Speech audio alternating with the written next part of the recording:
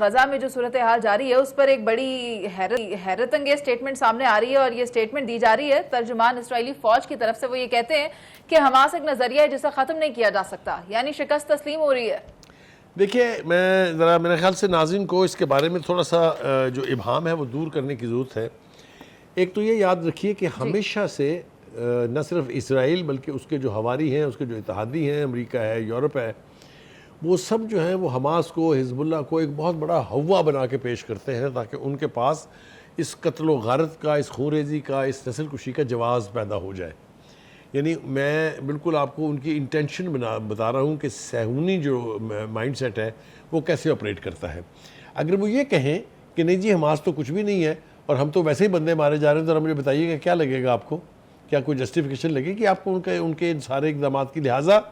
وہ کوشش کرتے ہیں کہ گلوریفائی کر کے بتائیں کہ جناب یہ جو ہے حماس اور حزب اللہ یہ ہمارے لیے صرف فتنہ نہیں ہے، پوری دنیا کے لیے بہت بڑا تھریٹ ہے۔ اس لیے وہ اس قسم کی خونریزی اور اس قسم کی نسل کشی کا جرم جو ہے وہ کرنے کے بعد دے گیٹ اسکاٹ فری۔ تو ایک تو یہ میرے خیال سے تھوڑی سی وضاحت کی بہت ضرورت تھی۔ یقینی طور پر حماس ایک سوچ کا نام ہے، حماس ایک زمینی حقیقت ہے جس کو تسلیم کیے بغیر نہیں رہا جا سکتا۔ اس لیے کہ اگر آپ کو یاد ہو تو کہ یہ حماس جو ہے باقاعدہ الیکشن کروا کے الیکشن جیت چکی ہے غزہ کی پٹی میں، اور اس کے پاس رائٹ آف رول بھی تھا، لیکن وہ پھر بعد میں جس طرح کی سازشیں ہوئی، جس طرح کی جو فلسطینی اتھارٹی ہے وہ حصہ بنی غیر ملکی سازشوں کی، وہ ایک طویل بحث علیحدہ ہے، اس پر بھی کسی دن بات کریں گے۔ لیکن اس وقت ہمارے سامنے دو تین چیزیں ہیں۔ ایک تو یہ ہے کہ خود اسرائیل کے اندر جو لیڈرشپ ہے نیتن یاہو صاحب کی قیادت میں، اس میں کریکس آ رہے ہیں اور بہت سیریس کریکس آ رہے ہیں۔ آپ کو یاد ہوگا کہ جو وار کیبنٹ بنائی تھی انہوں نے 6 رکنی، اس کے 2 ارکان نے استعفیٰ دے دیا ہے بیکاز آف نیتن یاہوز پالیسیز۔ یہ چھوٹی ڈیولپمنٹ نہیں ہے، اس کا مطلب یہ ہے کہ خود ان کی جو ہیرارکی ہے اس کے اندر بھی یہ سوچ پیدا ہو رہی ہے کہ یہ انسانیت کے خلاف جرم جو ہے ان کا ارتکاب کیا جا رہا ہے اور ان کو کسی طریقے سے بھی جسٹیفائی نہیں کیا جا سکتا۔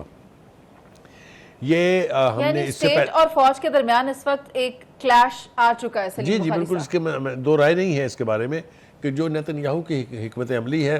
جس کو آپ یہ کہیں کہ جو صہیونی جو مائنڈ سیٹ ہے اس کی عکاس ہے، وہ ایک سوچ ہے۔ دوسری سوچ یہ ہے جس کے تحت آپ دیکھیں پورے اسرائیل کے اندر مظاہرے ہو رہے ہیں، نیتن یاہو کے استعفے کے مطالبے ہو رہے ہیں، اور قیدیوں کی جو رہائی ہے یا یرغمالیوں کی جو رہائی ہے اس کو جلد از جلد مکمل کرنے کے تقاضے ہو رہے ہیں۔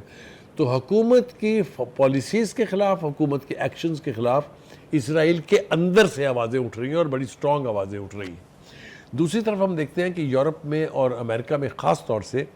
جو ان کے اہلکار ہیں، یعنی جو ان کے وزراء ہیں، جو ان کے فارن منسٹر ہیں، وہ جب کسی بھی جگہ بیٹھ کے کسی کانفرنس میں، کسی سیمینار میں بات کرتے ہیں تو وہاں کس شدت کے ساتھ آپ کو پتہ ہے پرو فلسطین مظاہرے ہوتے ہیں، پرو فلسطین آوازیں اٹھائی جاتی ہیں، کس طریقے سے بہت شرمندہ ہو کے ان کو گھروں کو لوٹنا پڑ رہا ہے۔ جو آخری کیل ٹھونکی گئی اسرائیل کے صہیونی مائنڈ سیٹ میں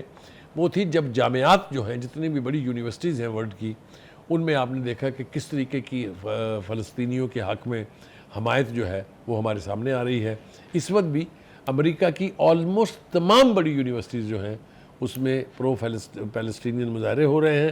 اور نیتن یاہو کے خلاف ایکشن لینے کے مطالبے ہو رہے ہیں۔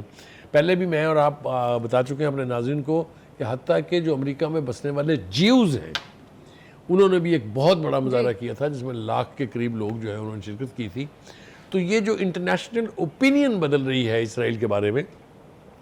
میرے خیال سے وہاں کے جو لوگ جن کے پاس یعنی جسے آپ کہیں کہ بیلنس مائنڈ کے لوگ ہیں، وہ یہ سمجھ رہے ہیں کہ اسرائیل کا گھیرا تنگ ہو رہا ہے، اسرائیل جو ہے وہ اپنی اہمیت کھوتا جا رہا ہے۔ تنگ ہو رہا ہے۔ آپ درست کہہ رہے ہیں سلیم بخاری صاحب، وقت کی کمی ہے تو معذرت کے ساتھ مجھے آپ کی بات کاٹنی پڑ رہی ہے، لیکن دنیا بھر سے فلسطینیوں کو حمایت حاصل ہو رہی ہے اور یہ ایک طرح سے کامیابی ہے کہ یہ پیغام، یہ جو احتجاج کیا گیا وہ اب کامیابی بڑھ رہا ہے۔